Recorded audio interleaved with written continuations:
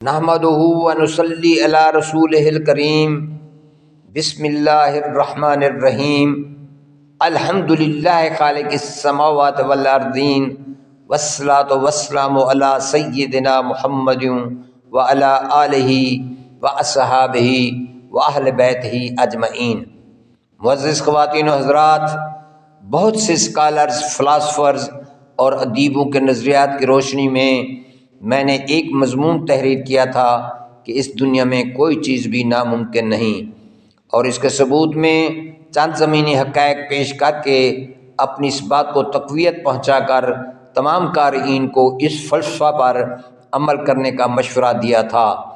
3 زمینی حقائق بھی پیش کیے تھے، جن میں ایک رومانوی کہانی شیریں و فرہاد، جس میں فرہاد نے پہاڑ کو چیر کر نہر نکالی تھی، دوسری مثال میں چاند کی تسخیر، اور تیسری مثال میں پاکستان کا ایٹمی قوت بننے کا ذکر کیا تھا۔ ایسی اور بھی بہت سی مثالیں پیش کی جا سکتی ہیں۔ اس پختہ عزم، فلسفہ اور ارادہ رکھنے والا شخص جب پاکستان کے مسائل کے حل کی طرف آیا تو میں نے بڑی بے باکی سے کہہ دیا تھا کہ پاکستان کے مسائل کا حل ناممکن ہے۔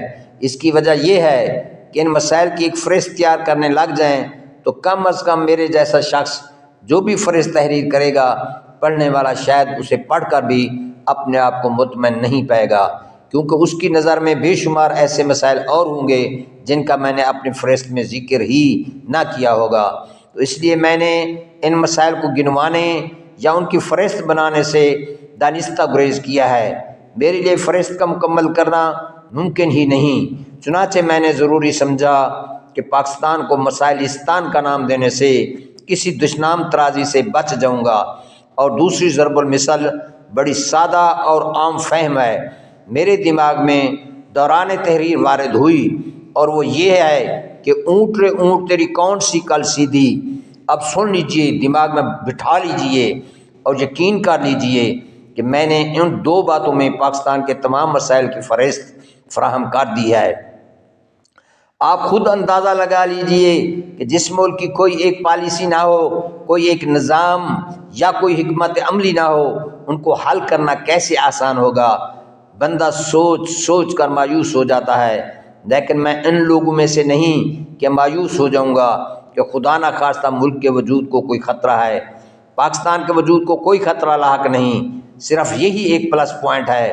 یہ دونوں معجزے ہیں کہ اللہ تعالیٰ نے پاکستان جیسا پیارا ملک عطا کیا اور اسے ایٹمی قوت سے لیس کر کے ناقابل تسخیر بنا دیا، جس سے اس کو پوری دنیا میں اتنا عز و وقار حاصل ہوا کہ دنیا کی کوئی بڑی سے بڑی طاقت بھی ہمارا بال بیکا نہیں کر سکتی۔ مجھے معاف کیجئے گا کہ میرے دماغ سے یہ بات نکل گئی کہ اللہ تعالیٰ نے پاکستان کو چین جیسا مخلص دوست بھی عطا کیا ہے، جو ہر مشکل گھڑی میں ہمارے شانہ بشانہ کھڑا ہوتا ہے۔ اپنے مسلمان ممالک میں ترکی اور سعودی عرب کا نام نہ لینا بھی احسان فراموشی ہوگی، لیکن ایک افسوس اور حسرت دل میں پائی جاتی ہے کہ کاش کہ مسلم امہ ایک پیج پر ہوتے تو دنیا کے حالات ہی مختلف ہوتے۔ دنیا کی سب سے بڑی سپر پاور علیحدہ علیحدہ باری باری ان کو تباہ و برباد نہ کر سکتا۔ عراق، لیبیا، شام، فلسطین، اردن وغیرہ کی حالت ہمارے سامنے ہے۔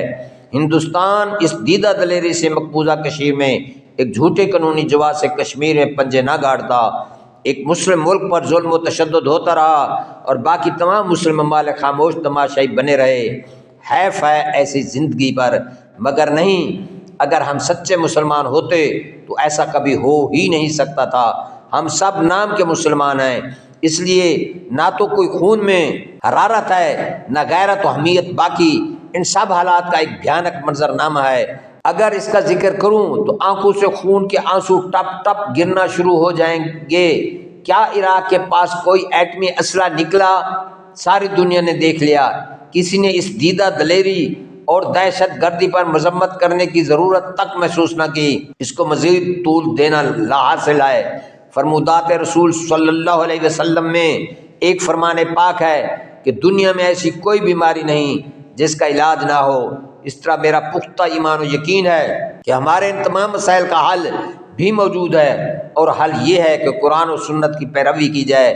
قرآن ایک مکمل ضابطہ حیات ہے، اس کی تشریح شارح اسلام صلی اللہ علیہ وآلہ وسلم جہان فانی سے رخصت ہونے سے پہلے ہی فرما گئے تھے، اور ساتھ ہی یہ ہدایت بھی عطا کی تھی کہ جب تک تم ان دونوں کو مضبوطی سے تھامے رکھو گے تم مضبوط و توانا رہو گے، تم عزت و وقار کے ساتھ زندگی گزارو گے۔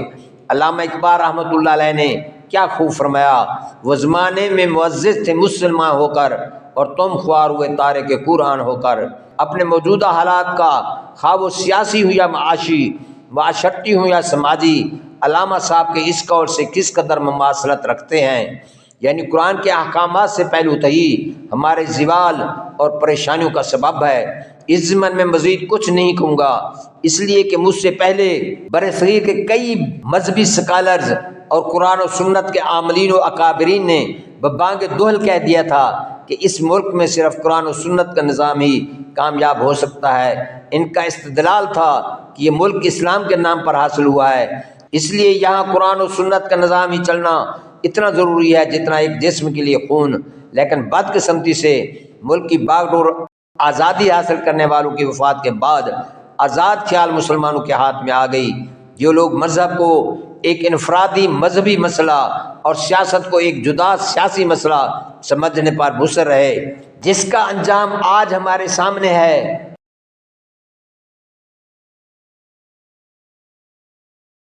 حالانکہ خود بانیان تحریک بھی اسلامی نظام رائج کرنے کے حق میں تھے۔ قائد اعظم رحمۃ اللہ علیہ کا کہنا تھا، آپ جب جمہوریت کی بات کرتے ہیں تو مجھے افسوس سے کہنا پڑتا ہے کہ آپ نے اسلام کو مطالعہ نہیں کیا۔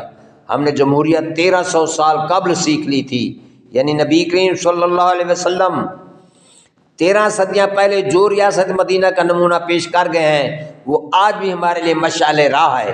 ہم ان پر اپنی نوزائیدہ ریاست کی تعمیر و ترقی کریں گے۔ اسی طرح حضرت علامہ اقبال رحمۃ اللہ علیہ نے فرمایا تھا، جلال بادشاہی ہو کہ جمہوری تماشا ہو، جدا ہو دین سیاست سے تو رہ جاتی ہے چنگیزی۔ بڑے چرچے سننے میں آ رہے ہیں کہ صدارتی نظام حکومت اس ملک کو صحیح ٹریک پر لا سکتا ہے۔ خبردار، یہ جہلوں کی سوچ تو ہو سکتی ہے، کسی عقل مند کی نہیں۔ خدا را کوئی نیا پنڈورا باکس مت کھولیے، اس کی کوئی ضرورت نہیں۔ 1973 عیسوی کا آئین ہی قرآن و سنت کے نظام کو جاری کرنے میں بہترین رہنمائی کر سکتا ہے۔ میں گنہگار مسلمان ہوں، ایک غریب شخص ہوں، ملک کی سیاست میں میرا کوئی عملی کردار نہ ہے۔ حکومتی وانوں تک تو صرف جاگیرداروں، سرمایہ داروں، سرداروں اور زرداروں کی رسائی ہے، لیکن محب وطن ہوں، حالات سے متاثر ہو کر اپنے دکھ کا اظہار کر دیا ہے۔ آج 26 جنوری 2023 عیسوی کو اس بات کا اعلان کرتا ہوں، اس ملک کے مسائل کا ایک ہی حل ہے اور وہ ہے قرآن و سنت کا نفاذ۔ جو دین کو انسان کا ذاتی معاملہ سمجھتے ہیں ان کا عقیدہ درست نہیں۔ دین اور سیاست جدا نہیں ہو سکتے۔ دین رہنما ہے اور سیاست عبادت ہے۔